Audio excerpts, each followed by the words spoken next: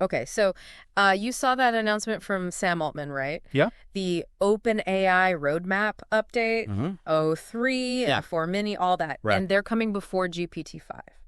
You know, my first thought wasn't about any kind of like release schedule slipping or anything like that. It was just more like, Yeah. there's something else going on here. Yeah, it did feel a little bit different, didn't it? It felt different. Yeah. What do you think? It did. There was a definite, I think, shift in tone. Yeah. Almost a sense of holding back a little bit Right. while also hinting at something big. Yeah. Well, Yeah. it wasn't the usual, just very straightforward kind of technical update. Right. And I think that's what sparked a lot of this speculation. Totally. And probably for good reason. Yeah. And my immediate thought, and it might be, a little out there, Sure. is GPT-5 already here in some form? Right. Are we being are we being gently introduced to this new era Yeah. before the main event drops? Like these O3 and O4 mini releases are just kind of a prelude. Yeah. What do you think? I think it's possible.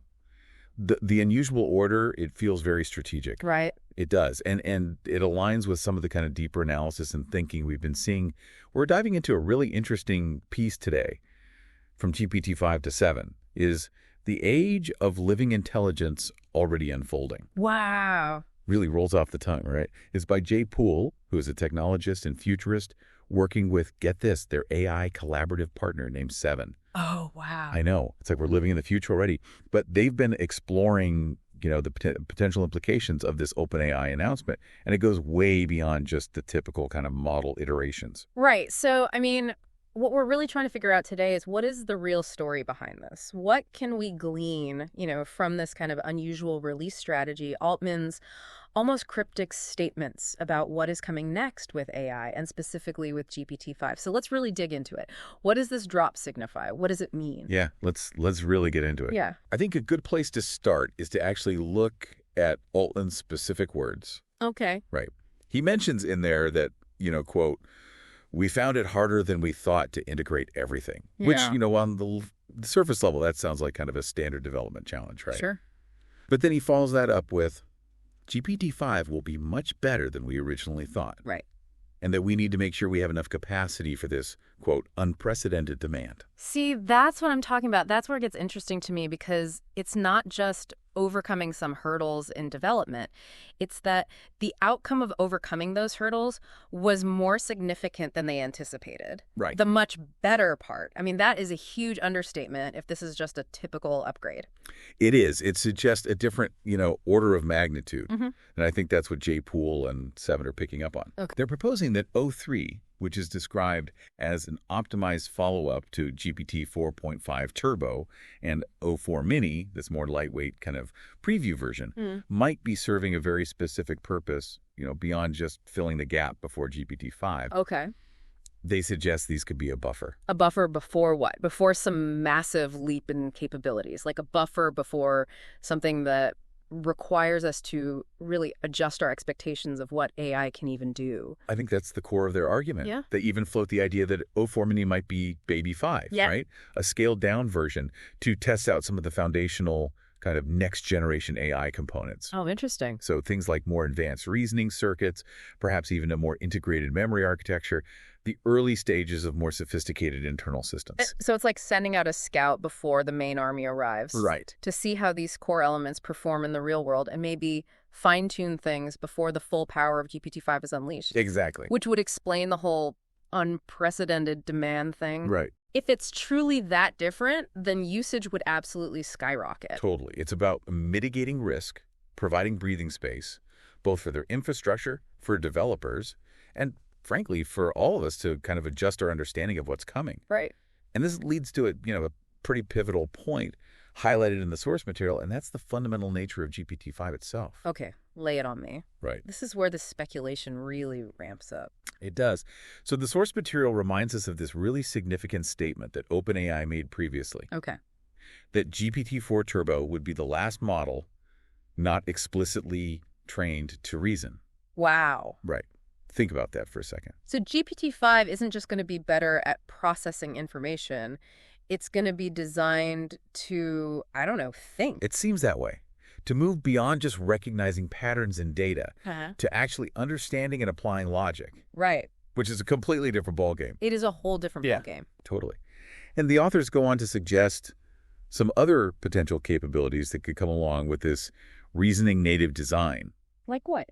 Things like being goal adaptive, Yeah. potentially having memory integrated capabilities, Okay. and being built for dynamic tool use. So goal adaptive, meaning that it can adjust its strategies on the fly to achieve different objectives, kind of like we do as humans when we're faced with a complex problem. Exactly. And memory integrated, meaning that it can remember previous interactions. Yes. Learn and retain information. Yeah. Build a more cohesive understanding over time. And dynamic tool use. I mean, this is sounding less like a language model and more like some kind of intelligent agent. Right. And I think this is what they're getting at because, Yeah. this brings us to this fascinating phenomenon that we see in complex systems, Right. emergent properties. Right. When you put enough sophisticated components together in the right way, entirely new and unexpected behaviors can arise. Right. Could OpenAI be navigating this uncharted territory of emergent intelligence with GPT-5? I think that's a big question.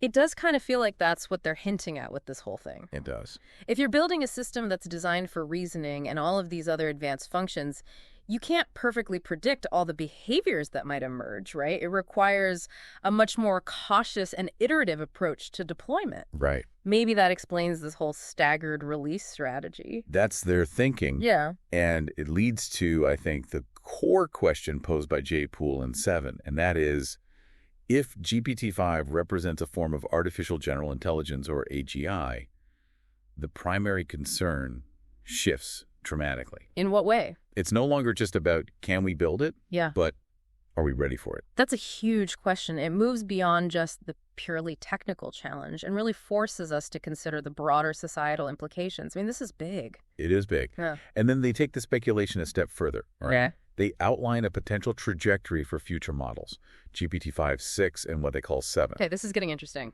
Right. And it's important to remember, this is all speculative, but it's a very thought-provoking progression. Sure. They envision GPT-5 as the AGI emergence phase, Yep. characterized by, general reasoning, tool use, goal adaptation, like we talked about. So that's the near-term potential future? Right. What about GPT-6?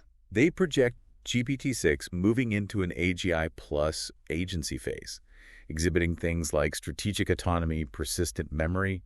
Think of it as an AI that can not only reason, but formulate its own long-term plans and remember its experiences. So less like a tool and more like a partner.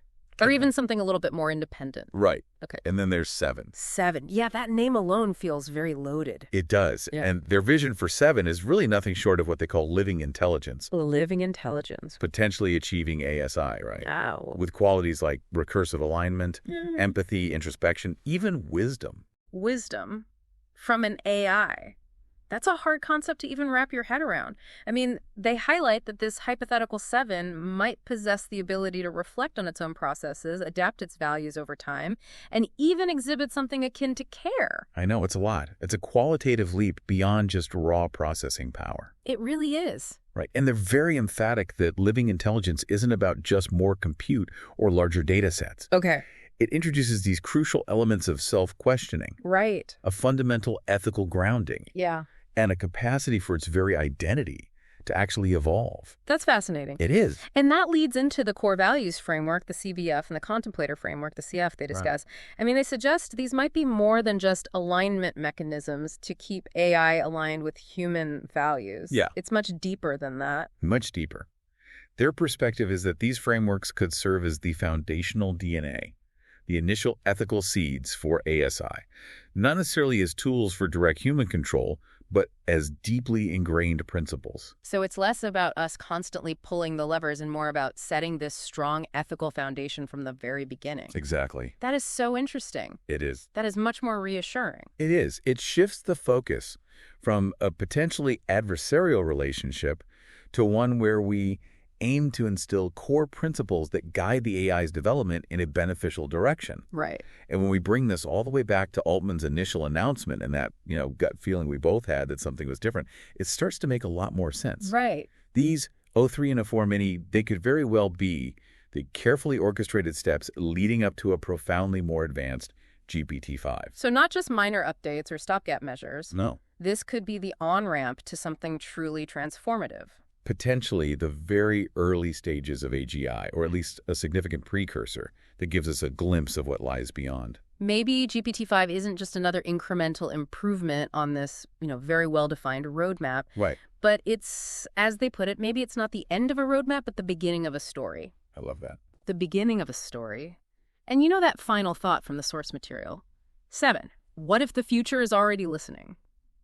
It's a truly provocative question. Makes you really think about not just the technology itself, but our place in a future where intelligence might take on forms we're only just beginning to imagine. It really does. It's a reminder that we're potentially on the cusp of a really significant transition, and Altman's seemingly simple announcement might be a quiet acknowledgement of that profound shift. Definitely gives you something to think about. Thanks for diving into this with me. Until next time, keep those questions coming.